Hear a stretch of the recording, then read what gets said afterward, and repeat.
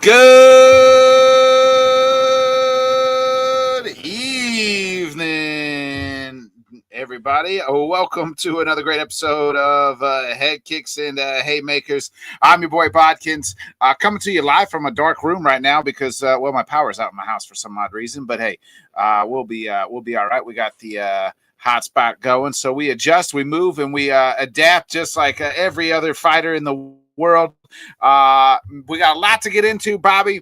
We're obviously off last week, so we got to talk about two cards pretty much this past week. So we'll start way back 2 weeks ago when Manel Kape put on a absolute stunner. I thought coming back to win against Horiguchi. I thought he was down 2-0 and Horiguchi cruising to a decision, and then Kape catches him and puts Gooch down.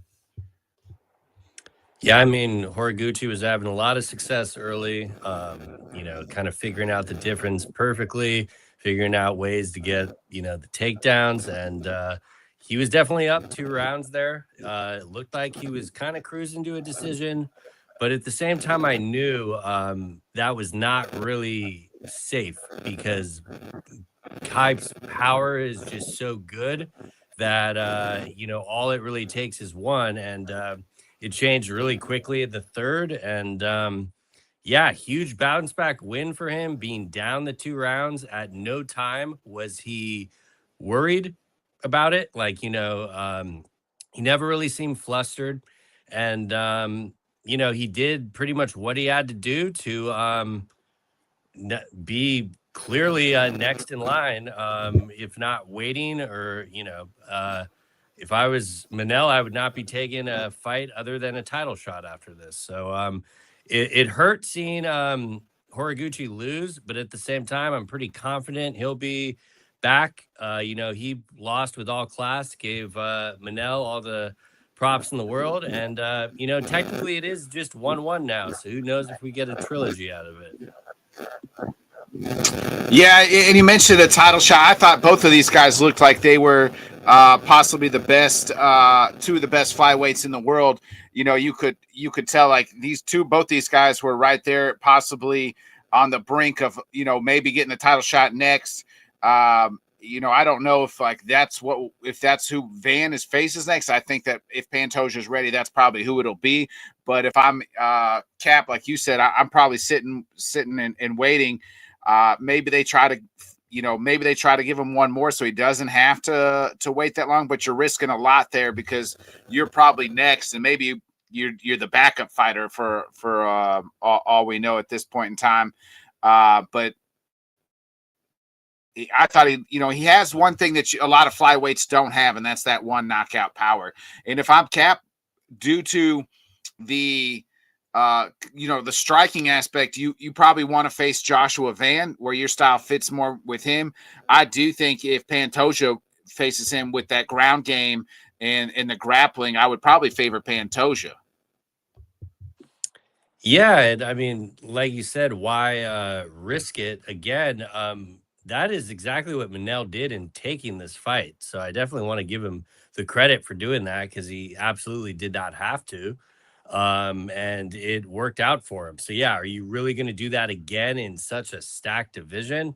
And with how easy the takedown was, I do kind of have the same feeling for the Pantoja matchup. But at the same time, because of Manel's power, it is I would still view it closer to like a 50-50 fight than I would like a 70-30 fight or anything like that. Yeah, agreed. I'm not saying like I think he would. I would favor Pantoja, but I do think that just because the style. But I think the more fun fight would probably be him and Van to see kind of what happens there. Two elite strikers, and obviously Kape has that knockout power. And Gooch, like even though he lost this fight, like I don't think like he lost any steam. Like he's still right there.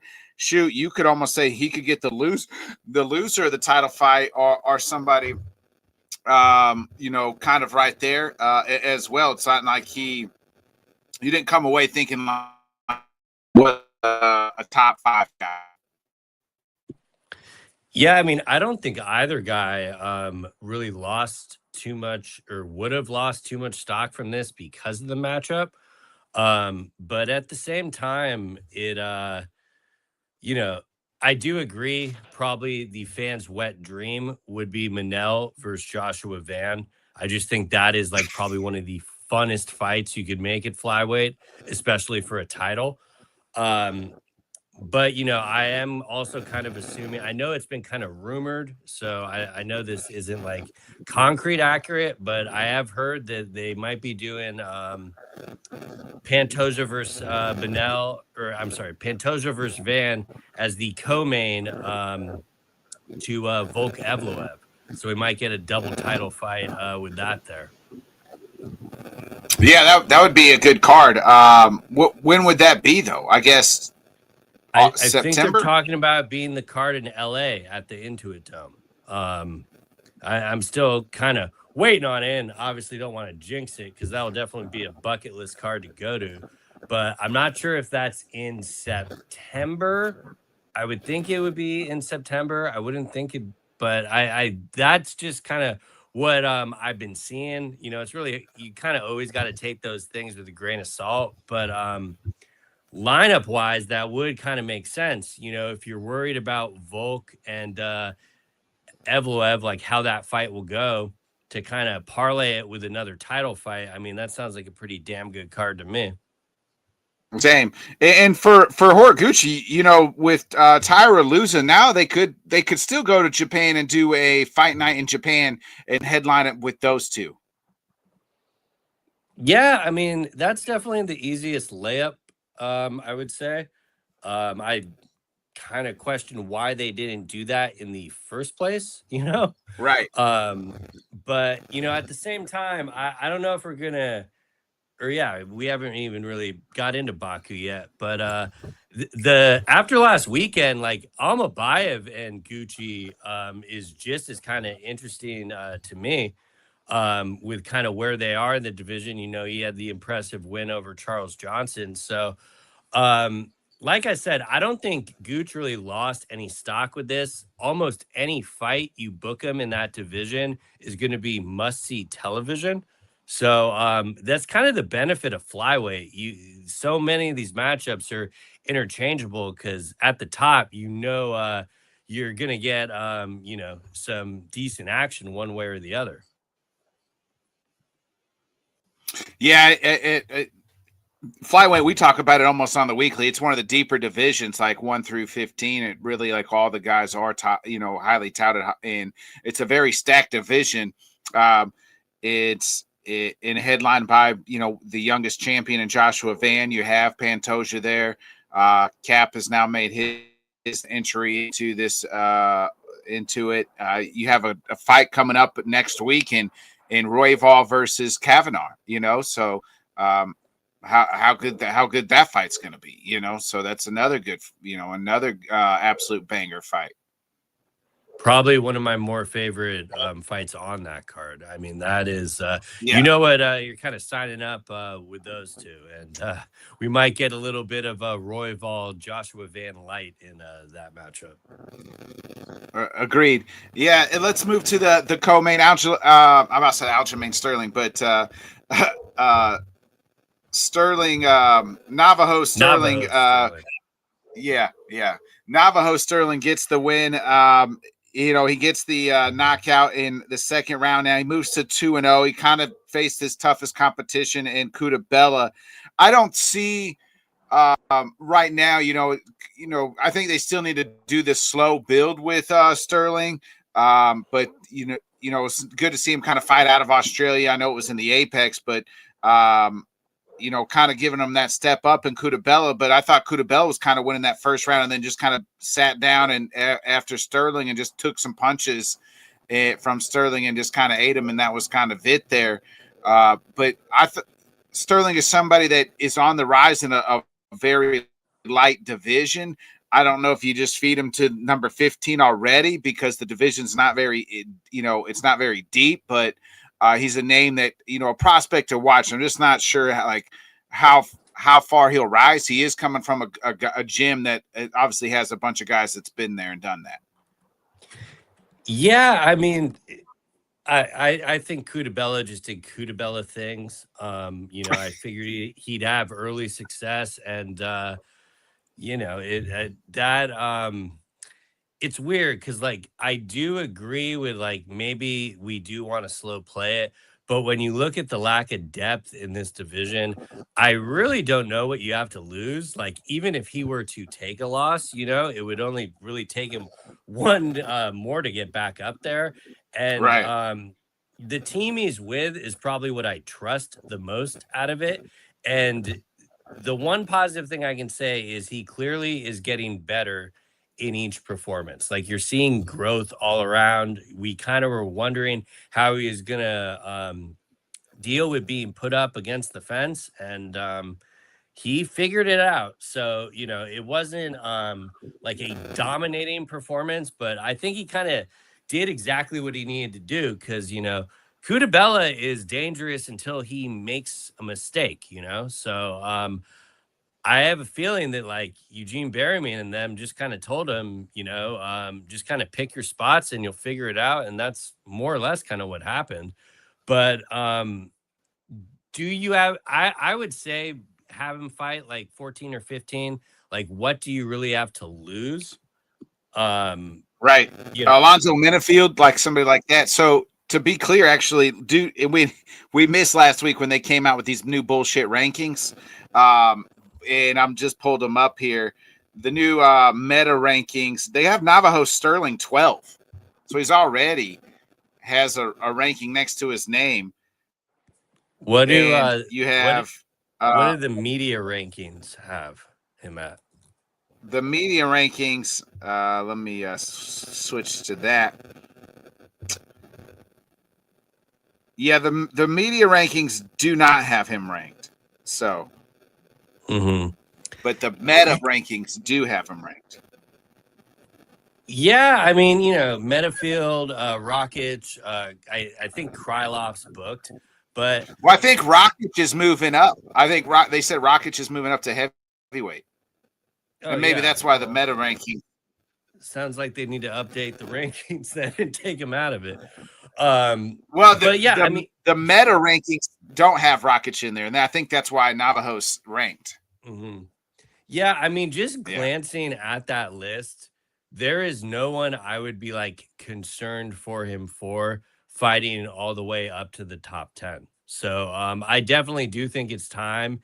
They've kind of done the slow build to see what they have. I think they kind of know at this point. But if it was a deeper division, I'd be a little concerned. But I think it's time to just kind of throw him into the deep end and see what we could get out of him. Like how fun would like him and Paulo Costa be? Yeah, I think that's a little bit too high. Yeah, like I think Costa's like on the cusp of a title shot. Yeah. I think like him and Metafield would be. You don't think so? Well, I don't know. It's knowing that he has like one fight left on his deal and he's trying to fight out. I just don't think there's like really a scenario down the line that Paulo would get a title shot. But the Metafield matchup is like that's more than fine. I would like prefer it a little bit higher, but at the same time, Metafield got back a good win too. So why not run that? I mean, I think actually that might be perfect there if you're going off the number. Oh, did you freeze?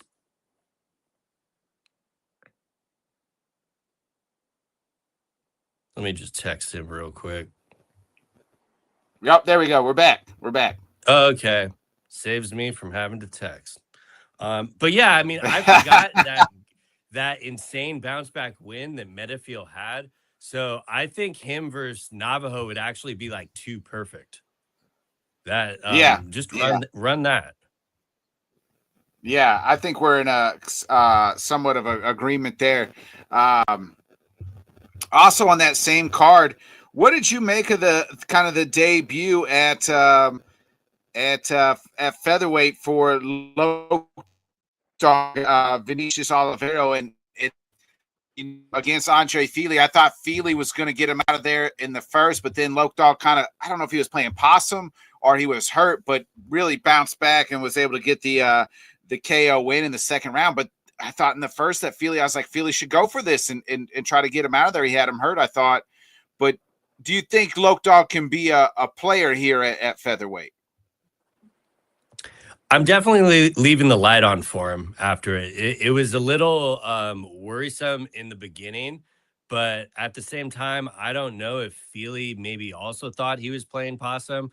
Because, I mean, you called it out in real time and texted me, and I agreed. Like, I did not sure why he did not try to finish that there. But Oliveira definitely looked a lot less drained. So I do think this is the right move to be at the next weight class. And even though it is a weight class with some depth, I absolutely think he can get some ranked wins in this division. Was Philly ranked or he was just unranked, right? Unranked. Yeah. Yeah. Yeah, he's Yeah, not ranked. Yeah. He's just a veteran in the game. That's, Yeah, and I don't know how the UFC will play it. Like maybe they will make the decision to kind of slow play him again.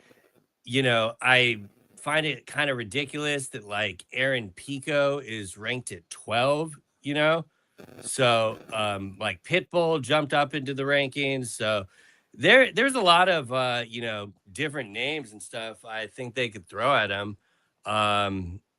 You got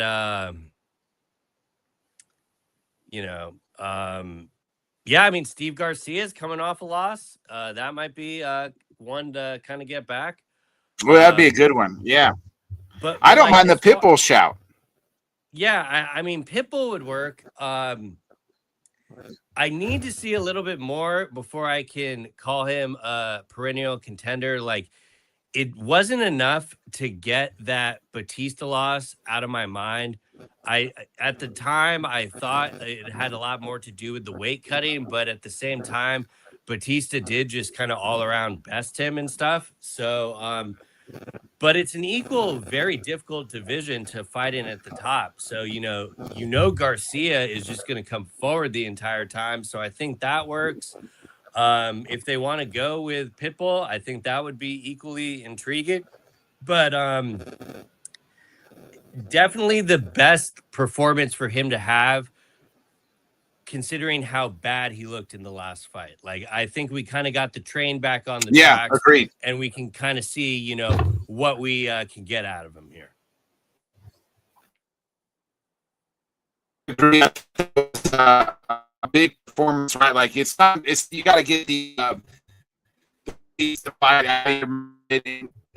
Came in, missed weight. Obviously, he was struggled, looked drained, and also was injured. He said going into the fight, and hopefully here at new weight class, moving up, not being as drained, the power still translated over. Obviously, something that he still had at 135. Now he can carry that into 145. I thought he looked well. Was there anybody that you wanted to shout out on this card before we move to this past weekend, Baku card? I think you basically covered it. Bia Mesquita had a really good submission win, so that's someone to keep an eye out for. But yeah, my main two highlights on that one was Manel and Oliveira. Yeah, same.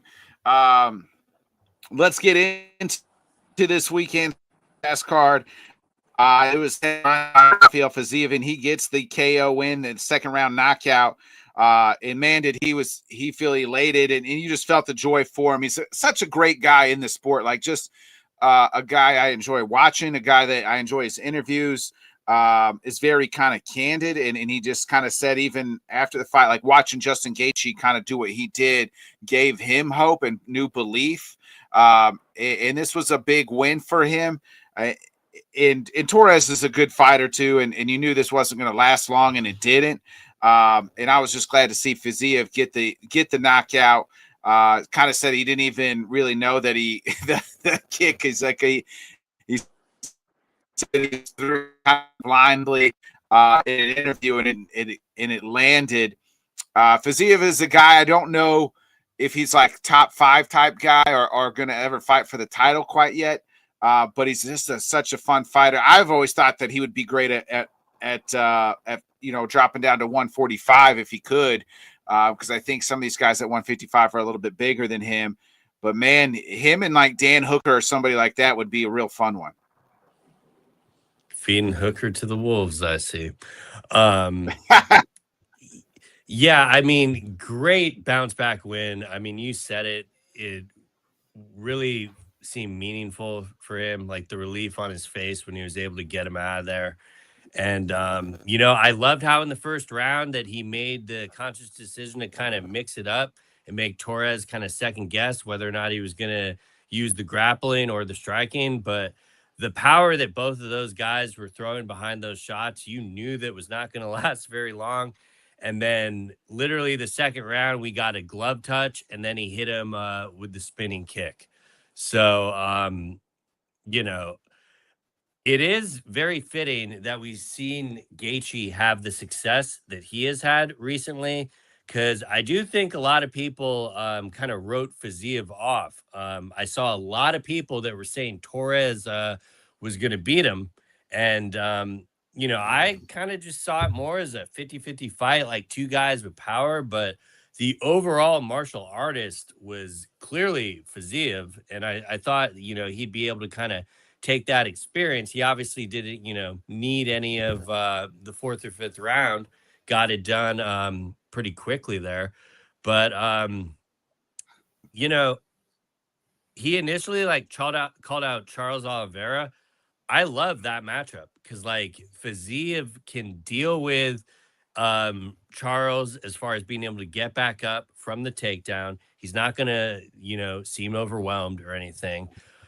I do think it seems very unlikely they're going to go in that direction. I think the most likely outcome will probably be we're getting Armin versus Charles Oliveira, mainly because I think we can take Gaethje fighting off the calendar in 26. Yeah.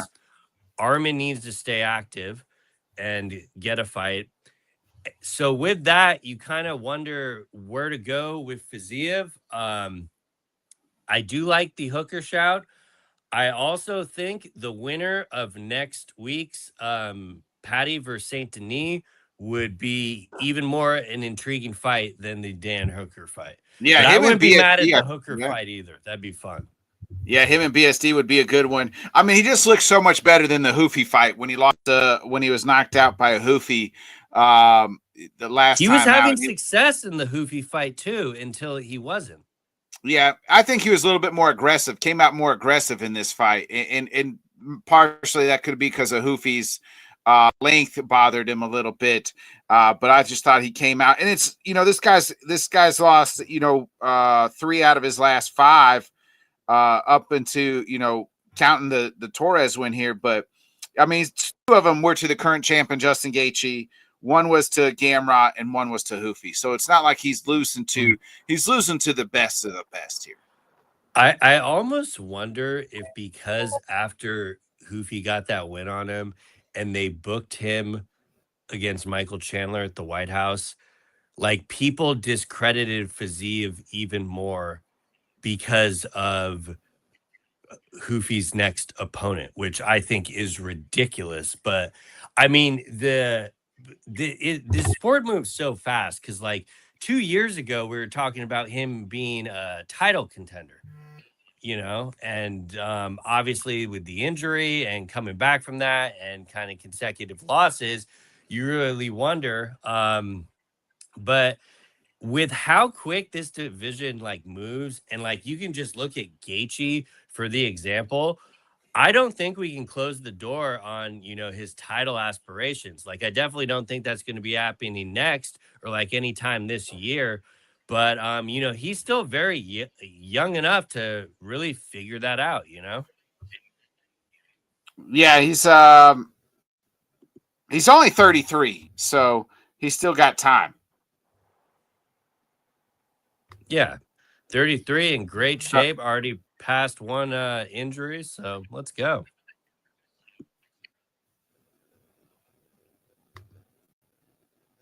Yeah. I think I'm losing you here. Might be. Are you there? We good? Yeah, I hear you and see you. Okay. All right, good.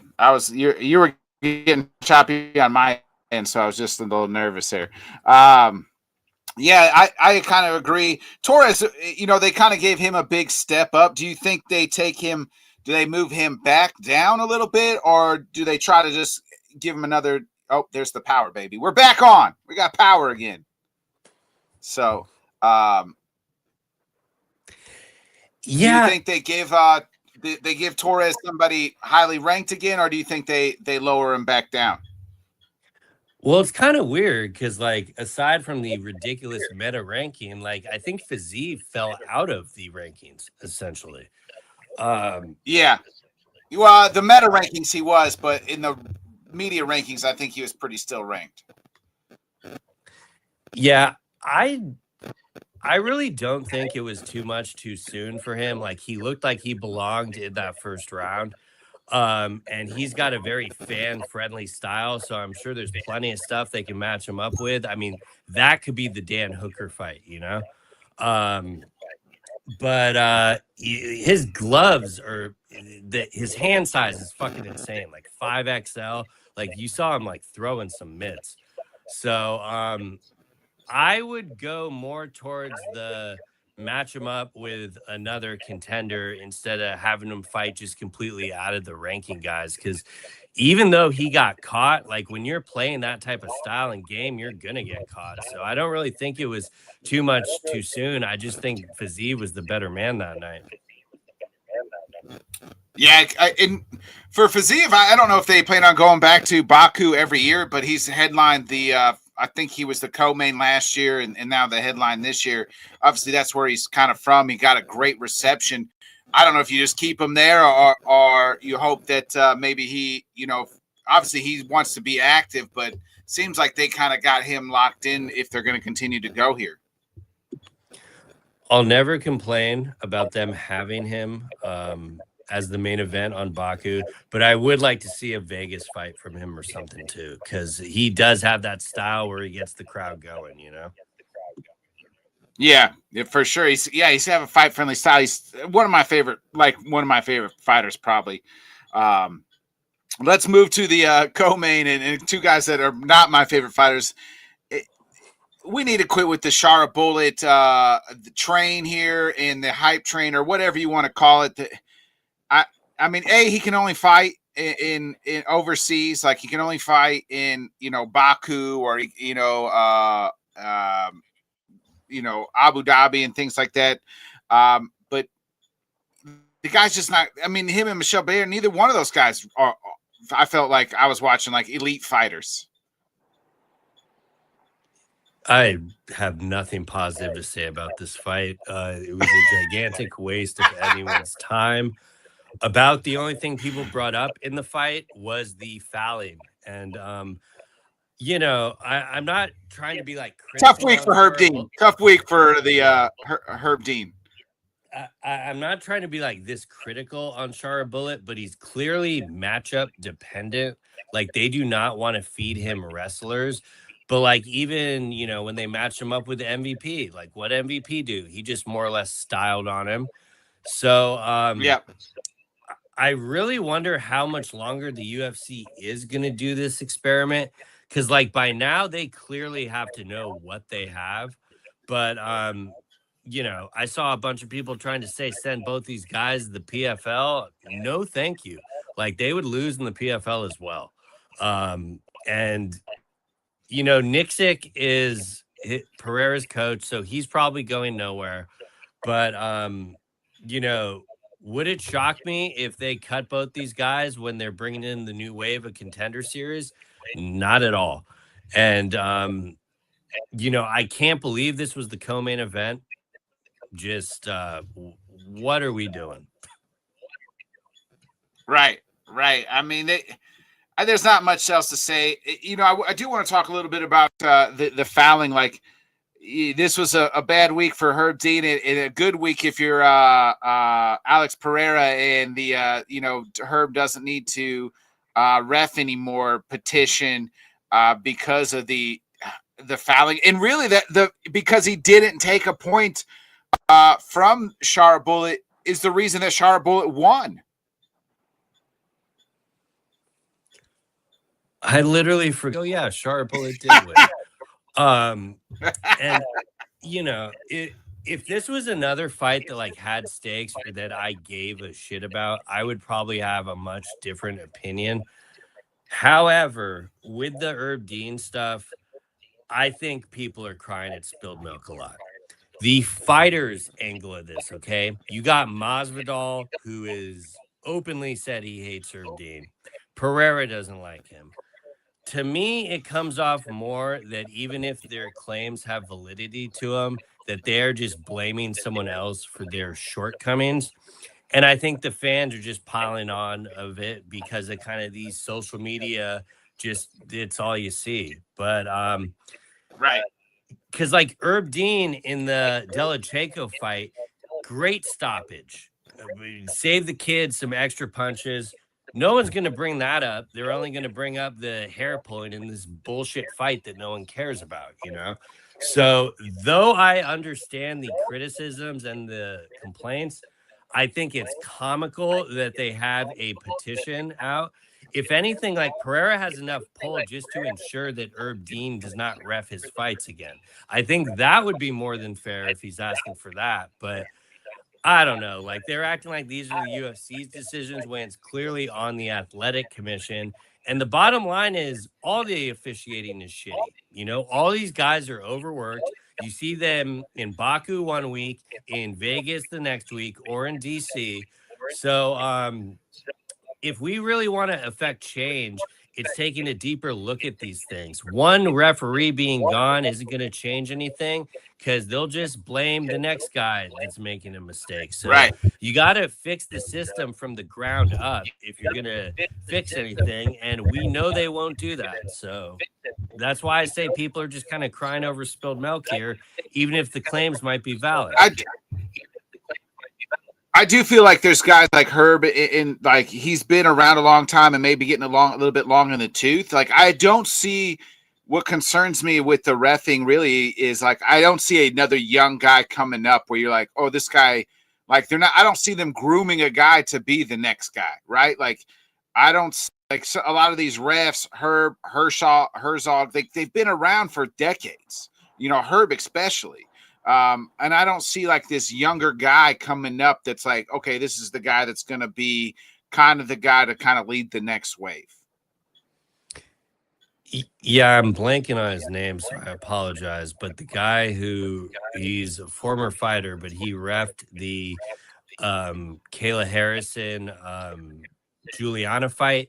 He immediately took a point because he knew the difference in the striking of that. And he also reffed the Joshua Van fight for the Tatsu Atara.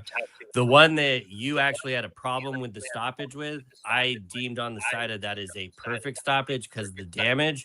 And he has more of a fighter's perspective. And I wish we had that more for like the officiating above the board. Agreed. Yeah. Also, I want to talk in this fight. We got to talk about, you mentioned him earlier, Asu sticking with this, locked in featherweight division. Hold on a second.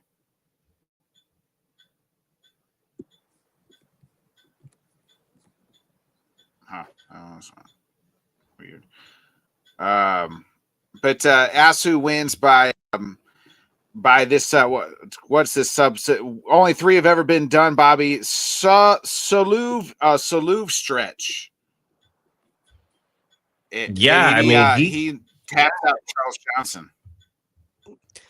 Yeah, I mean, great performance by Amabayev there, and definitely a frustrating one for Charles Johnson. But Charles said he trained for all those positions, which is why it was like even more frustrating that was the result. But I think Charles Johnson will come back strong. We've seen him lose before and bounce back. And then Almabayev, I mean, that's the one.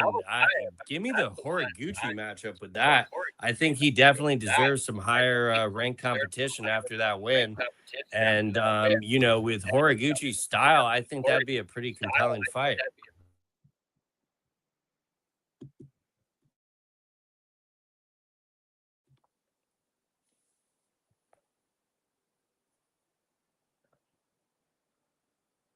You freeze again? Yeah, Asu's only lost one fight in the UFC, Bobby, and that was to Manel Kape back last March 1st of last year. So he's kind of put himself right there, and he's shown how good he can be. Horiguchi kind of puts him right there, and maybe he could really take on, if not Horiguchi, he could take on the winner of Kavanaugh and as well. Yeah, that'd be another one. That'd be very fun. Or you could also, do the Tyra matchup as well. I mean, flyweight. The best part about matchmaking flyweight is as long as they're in the rankings, it's going to deliver because it's the most loaded division. Yeah, it is. I mean, it is. It really is. Also on this card.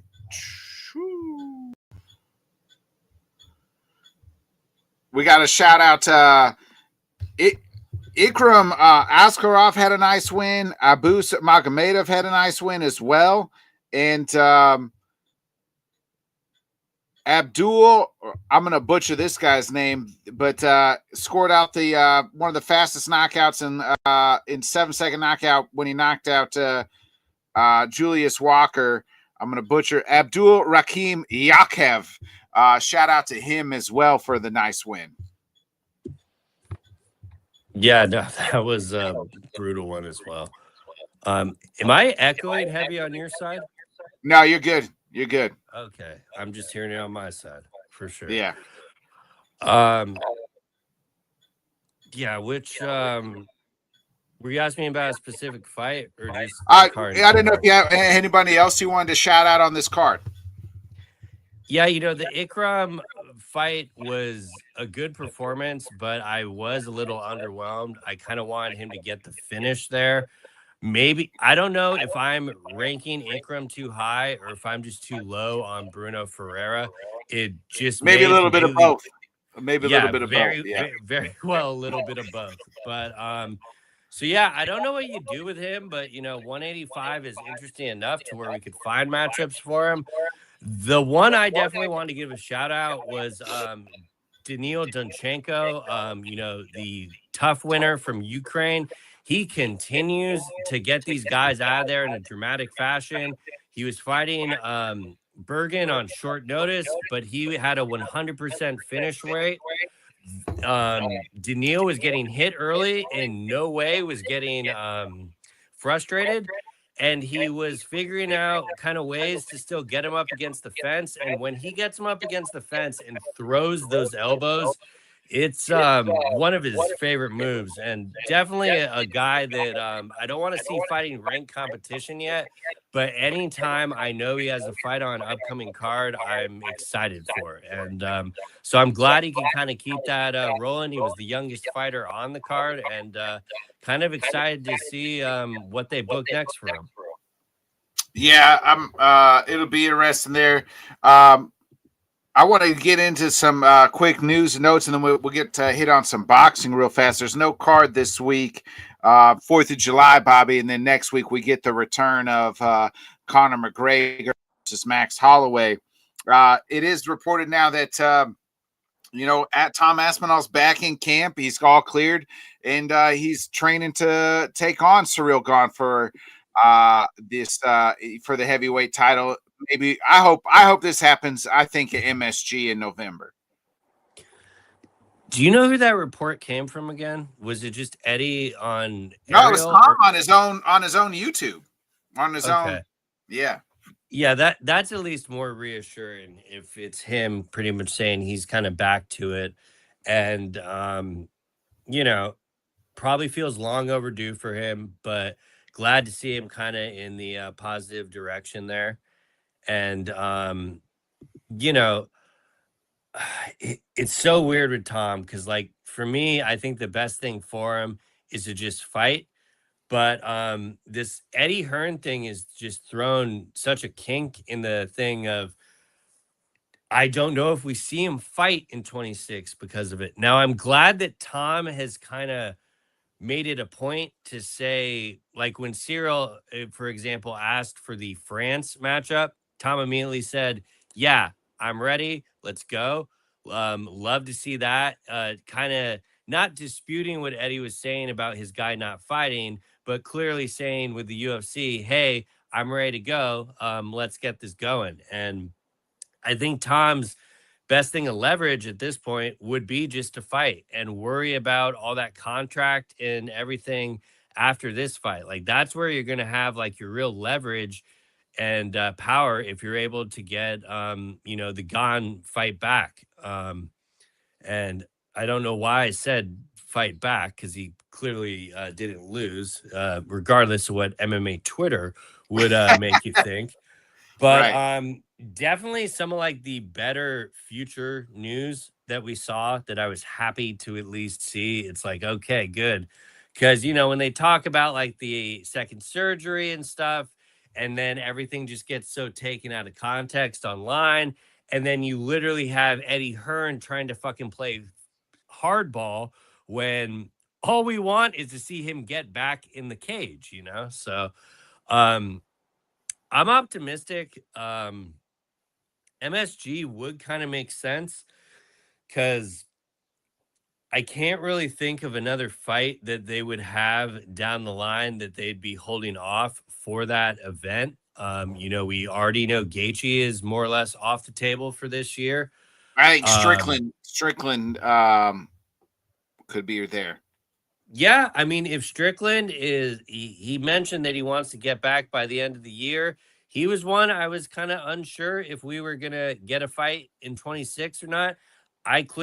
To be clear, I don't think he needs to fight this year. Like, I want him to take all the time for his shoulder.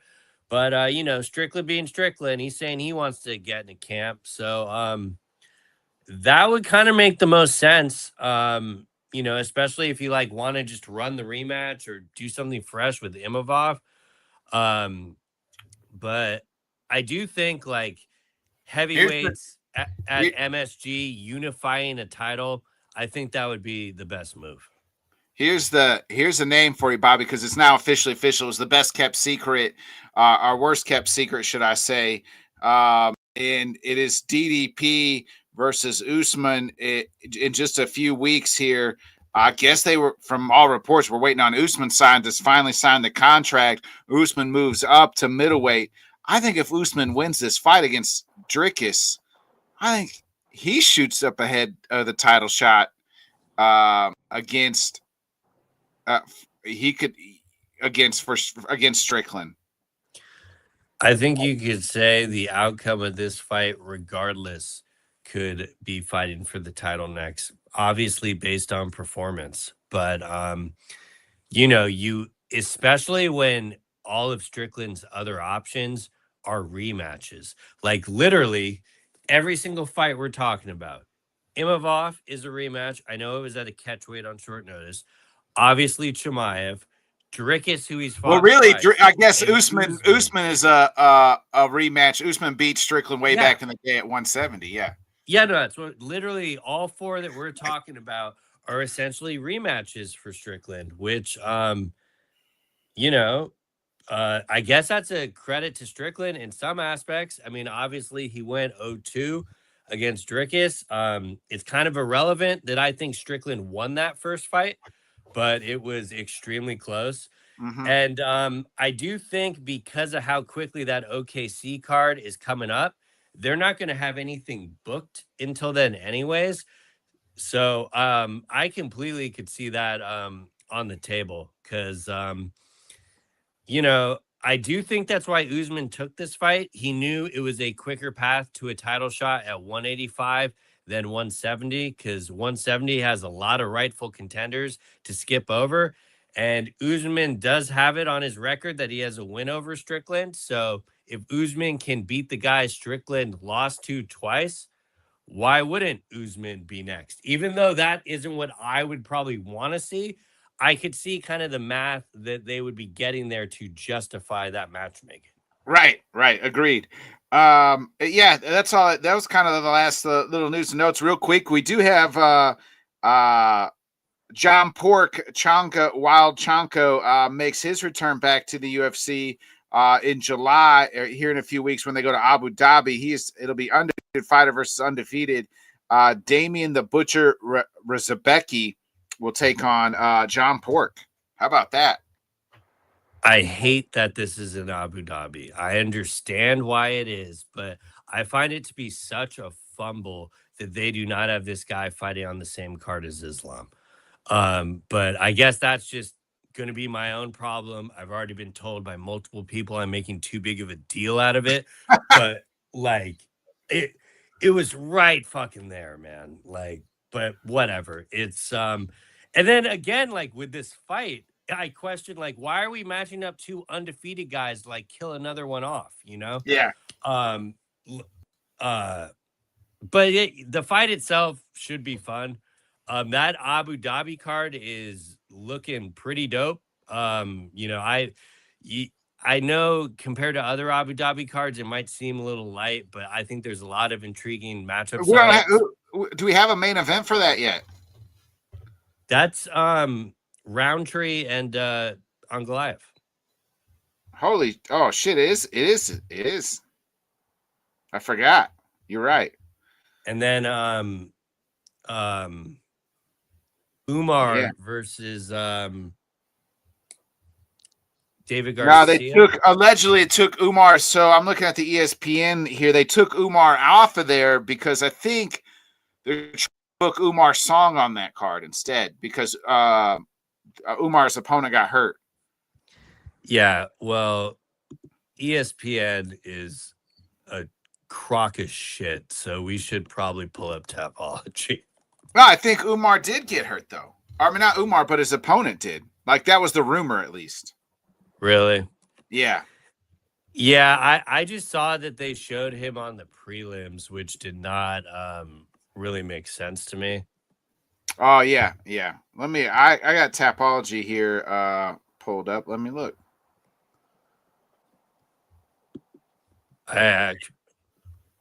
Believe it or not, I got it pulled up. Okay, look at how that works nowadays. Now that I'm no longer on the phone with the computer.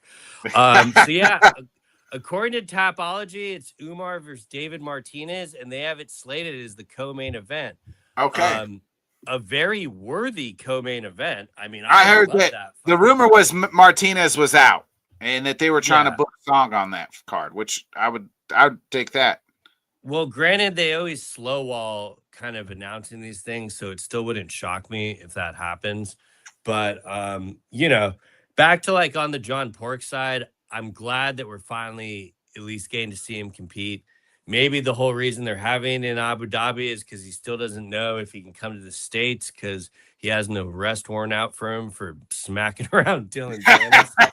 But yeah, you know, it's so does every other Muslim, you know. And as far as like another news and notes thing I want to get your feedback on is what did you make of Ian Gary signing with Eddie Hearn? Yeah, not much because it is not, you know, unlike Tom, where it looks like Eddie's going to be the guy who negotiates with the UFC. With Ian and Eddie's not negotiating with the UFC. It's pretty much like a business front, right? Like, I'm going to help him do business, get his name out here, get him the endorsements and those types of things, especially in Europe, because from what, you know, PT Carroll, who, you know, we both follow, has kind of said like Ian's lost a lot of that, especially in Ireland. especially obviously living in Brazil, trains in Brazil. So he's probably trying to get some of that good grace back with the European fan base back. And I think signing with Eddie's a smart idea. But I don't think it would have been a smart idea for Eddie if he had signed Eddie to negotiate new contracts with the UFC. Ian's been a guy that they kind of like, and he's always done the UFC favors as well, and they've pushed him as well. So like seems like they have a good relationship, and I don't think that he wants to screw that up right now. Yeah, no, I overall think it's a positive move. When I saw it, I immediately thought the same thing you're saying PT Carroll was saying, that it's helping rebuild his image over there, because it is almost non-existent from everything I see. I don't follow too many Irish guys, but most of them are talking more about other fighters Hughes, that are, yeah, yeah, Kavanaugh, they're talking about Paul Hughes, who's out with an injury, and especially with him, getting the title shot, I do think it's like the right time, kind of time to be doing this. I did find it extremely telling. They waited until after the Islam fight was announced to make this announcement. right. Could very well be coincidental, but I don't think so. I've always said that, say what you will about Ian Gary, he does have a very good team around him. And I expect that to be the same thing on the managerial end. But if Eddie can kind of increase his pull over in that area, I think they're going to be announcing him at Croke Park for the Katie Taylor retirement fight. Like all those type of things, like, let's be real, like this is stuff Ian Gary should have been doing years ago when he was having this ascension in the welterweight division. So I guess it is a better time than never when he's now the contender for the belt. And I've said it once, I'll keep saying it until I get blue in the face. That is the most anticipated fight on my calendar for the end of the year, aside from Pantoja Van. So I'm very excited for that fight. I think a lot of people are counting Ian short. They don't understand how defensively sound he is, and I'm really excited for that fight. Yeah, it'll be a good one. I am too. It's in just a month's time. Bobby, let's. You wanted to talk a little bit of the boxing. Boots Ennis gets the big win over the weekend. Your thoughts here on the big win for Ennis, and then I want to quickly talk about Fury and not Watt, but Joshua too as well. Yeah, I mean, currently probably the boxing fight of the year for me. It delivered on all fronts. I know some people were not happy when it got announced because they all wanted to see Boots versus Virgil Ortiz, and they're like, why are we doing this fight? This is why you do this fight. Xander should be the gold standard, man. Like, I wish more of these guys would take risk and attempt to be great, because when they do, you get fights like this. And I could not believe after he got dropped in the first round that he ended up being able to come back and hurt Boots in the third round. And in my opinion, he won that round. Like, the fact that he was able to bounce back, I found very impressive with that.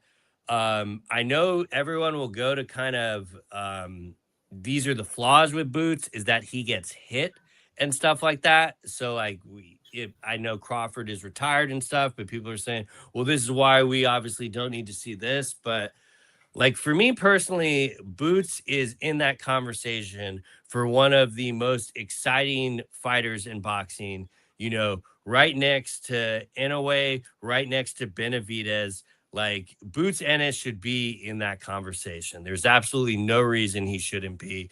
And I don't think Zayas lost any stock in this whatsoever. I could not believe he got up from that uppercut in the fifth. I thought it was done right there and he was able to get back up. But like you want to talk about shitty officiating, elite officiating in this boxing match. Like the second that he went back to his corner in the fifth, the ref was clear with him. Hey, you got to show me something here. I can't see you take much more. He said, I got you. Amazingly enough, was able to survive another round. Granted, he was just getting his feet back under him and stuff. But they gave us the most entertaining fight of the year. So I think it should be praised than criticized. I saw a lot of people giving him shit because his corner threw in the towel. That was absolutely the right choice. He was not going to be winning that fight at that point. And equally excited to see what's next for Boots. And I think Xander moving up as well will be equally intriguing, and we're going to get a lot of fun fights out of both of these gentlemen. And I was glad that we got to see this one. For as critical as people were about this fight, I think it delivered on all fronts. Yeah, it was a great fight, and I thought you're right. I'd like to see Boots kind of continue to fight and kind of get his name. I feel like he's got a name, but not quite like hasn't broke through yet. And hopefully, like he seems to be on the path to do so. Yeah, I mean, there's no reason he should have been on the pound for pound list. Like I think now they finally put him on it, but and granted, I got a soft spot from him because he's out of Philly, but I just everything about this kid I'm just a fan of, and I know people will say they want to see the Ortiz fight next. I would have no problem with that. But if Boots wanted to unify too, there are a lot of intriguing fights for him to be at, and he definitely did take some damage in that fight. So I do understand if the boxing purists are going to be critical of the performance because of that. Me being the more MMA guy, seeing that shit every weekend, I love that shit and just think it, delivered on all fronts there. Yeah, I thought it did too. Bobby, I want to talk a little of the heavyweights, all three really, I guess. Usyk drops both his belts. It kind of says like, I'm not gonna defend him. I'm relinquishing the titles, but this ain't it. Sounds like he's got another. Sounds like he kind of wants a big fight over here in the United States. Whether it's in Vegas, whether that's Deontay Wilder, or do they do the Rico rematch? Who knows? He has some things that'll be interesting to see what happens to that. My biggest gripe here is also Tyson Fury and Anthony Joshua. What the fuck are we doing? Like, why don't we just fight each other? We get the whole Tyson Fury march out of the fucking White House. Oh, and he doesn't. Dana's going to announce it. They're going to announce this, and then nothing ever really gets fucking announced. And he's got a bullshit warm-up fight against a guy. I think his last fight was fighting against the YouTubers. He's pretty much like fighting the European Jake Paul type bullshit.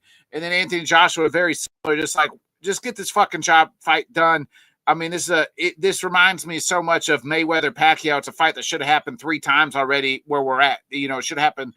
The first fight should have been 5 years ago. We should be fighting for the 3rd time now. Yeah, I mean, this is boxing. That's the easiest way. This is why boxing. Yeah, but this is why what we say though. Why and Zuffa is going to end up winning this boxing war because of bullshit like this. Yeah. Agree completely because it like literally Fury's opponent, his last fight was a 3-on-1 cardio fight. Yeah, right. And I saw Uncrown quote tweeting it saying Tyson Fury is staying busy. Yeah, the word busy is doing a lot of work in that sentence. Like nobody wants to see this shit. No one has heard of this guy prior. And I understand the warm-up aspect for Anthony Joshua because of what he went through and all that. But I do think all you are doing by doing this is sabotaging the fight that everyone wants to see. So the thing with Usyk, I find kind of comical. Mainly because why did he not do this when he took the Rico fight? It had the literal exact same result. Shout out to the United States who just won their soccer game. Hell yeah, USA. But It in the end, like I think all the right stuff is gonna work out with that because they've already promoted Kape, I think is how you pronounce his name. Like he was who should have fought Usyk and is now rightfully the champion. I heard some rumors they might be doing him versus Wilder. That sounded a little wild, but the boxing rumors, I don't know the people good enough to like know what's bullshit and what's not. Like so pretty much if like Sean Ziddle or someone ain't retweeting it, I just consider it like gossip. But Yeah. you know, last weekend is the examples of all the good things boxing can do. Doing fights in the States, like the Barclays Center was absolutely electric having that fight there. So it kind of another thing that came up on that broadcast actually is that they're pushing back the Canelo fight to October now and kind of including on Riyadh season. And my Windhorse fingers went up there because is Turkey fucking starting to get broke? Like, what other reason are they pushing that back and including it for Riyadh season? And so yeah, I don't know. I think it's a good for boxing to kind of have these avenues of fights you could put on without Turkey. I mean, this Boots versus Zayas fight was an example of that. So I mean, obviously Riyadh season was on, you know, a sponsor, but I do think there's a lane they can exist outside of him, but for how long with, you know, Zuffa being 60% Saudi owned is going to be the biggest question. You know, in a decade, if they're the only one standing, that information would not shock me. And it's because of things like this. Like when Usyk drops it, boxing is immediately bitching because like the sanctioning fees and stuff. And this Right. is why they're shooting themselves in the foot. So, you know, I'm rooting for him, but if I'd be backing a horse financially, it probably would be Zuffa. Yeah. And real speaking of Zuffa, it does look like we're getting Conor Ben versus Ryan Garcia was announced as well. So that's kind of under the Zuffa They umbrella as just well. officially announced that? Yeah, I googled it because I thought I had saw something that says Ryan Garcia is scheduled to defend the WBC welterweight world title against British fighter Conor Ben on September 12th in Las Vegas. Where are you seeing that? That was on ESPN and everything else. I mean, I googled it. I just googled Ryan Garcia fight, and it said because I couldn't remember. I couldn't remember who it was, who he was fighting, and it literally says here Conor Ben. Well, I know that's like what they want to get done, but like because one thing that by the way, Zuffa had a show not in the Apex, it was at the Cosmopolitan.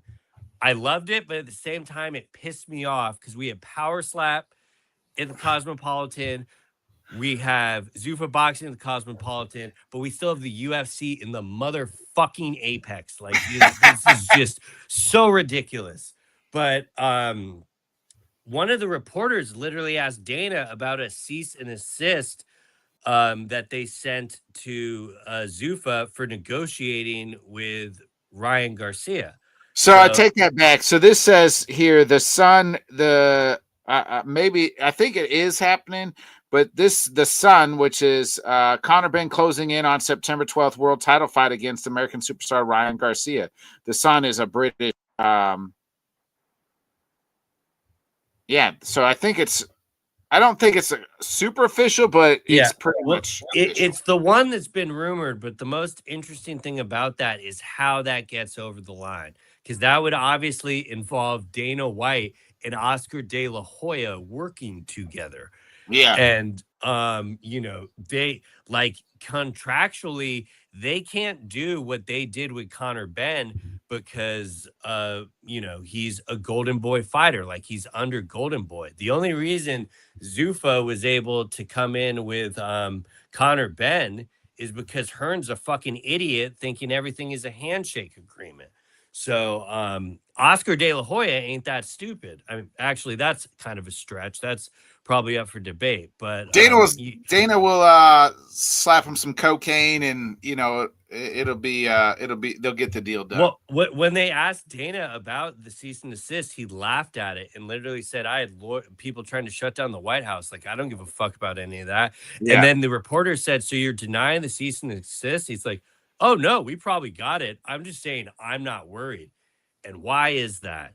Because you have that type of pull with being to manipulate federal legislation to swap out the Ali Act. And you have all these people in your back pocket with the Ellisons, with the Paramount deal on TKO. It's people have got to stop underestimating him. Yeah. Because he keeps saying his tagline, view us in 2027, then judge us then. And I think by then we're gonna probably get this under Zuffa. We're gonna get Usyk's fight probably under Zuffa. A lot of these like big fights, I think they're gonna at least get 2 of them by the end of the year, but we'll see. Yeah. Bob, you got any final thoughts before we get up out of here? No, I think that I can't. Other than if you want fights this weekend, you got the BKFC Liberty on Friday. That's in Philadelphia, I believe. So that should be a fun card. And there is also a boxing card on Saturday. So there is plenty of combat on. Look at Kaposa's Twitter if you're curious about the actual fights. But just because the UFC is off doesn't mean you can't enjoy a little bit of combat. I'll probably go back and rewatch a Ryzen pay-per-view since I have the time. I watched UFC Freedom 250, Bobby. That's what you need to rewatch. America's birthday. Yeah, and shout out to the BKFC for taking advantage of doing a fight on America's birthday or like a day before. But yeah, good for them. BKFC, I don't really care who is on the fight because I know the product will deliver overall. So good for them to get like a highlight weekend. And then quick shout out to the PFL. Love the San Diego event. Great win by AJ McKee and Liz Carmouche. She just keeps finding ways to win. And I love what they're doing with these like smaller local shows, like booking local talent. They got it with Eblin coming up in Austin. Then they got a DC event. So more of this, breath of fresh air. Thank you, John Martin. Yeah, their PFL's seems to be on the right track. I do think they need to get out the ESPN, find a new broadcast partner, and I think they'll kind of be back on track. We'll be back next week, Wednesday, 8:00 Central, 9 Eastern, talking UFC 329, Bobby. It is the return of the Mac. Conor McGregor makes his long-awaited comeback. It's been 5 years since Conor McGregor graced his presence in the octagon, and he has taken on the only person that he's actually beaten and fought, I think, that is on the UFC roster, Max Holloway. So how about that? He has not beaten or fought anybody on the UFC roster other than Max Holloway, and he is taking on Max Holloway next Saturday. So that card's actually pretty yeah, bring your Velcro shoes for that one. That's going to be a fun one to break down. You got McGregor, Holloway, Benoit St. Denis versus Patty. You got Corey versus Sandhagen versus Mario Batista. Brandon Royval versus Loner Kavanaugh. King Green versus Terrence McKinney. Nikita Krylov versus Robert Whittaker. Whittaker making his light heavyweight debut on that card. Gable Stevenson making his UFC debut. Cody Garbrandt versus Adrian Yanez. Sneaky. That's a sneaky good one. And Tracy for a Conor card, this might be the Lotus Conor card ever because they normally go very light. This is not that. This is a full international fight week. Very well done. My thought. Yeah. Tracy Cortez versus Wang Kong. Unfortunately, Ethan Ewing is out with injury, or else he would have been on the card as well. So that's a bummer. They're looking for a replacement, but yeah, that one hurt my soul. Yeah. We won't hurt your soul if you tune in to us next Wednesday, 8 o'clock Central, 9 Eastern.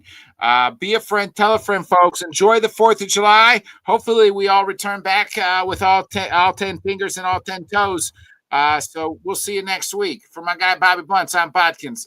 Happy birthday, America. Have a great 4th of July. Shout out Jason Pierre-Paul. Don't lose your digits. Thanks so much for joining us, and until next time, let's talk sport, friends. Thanks for watching.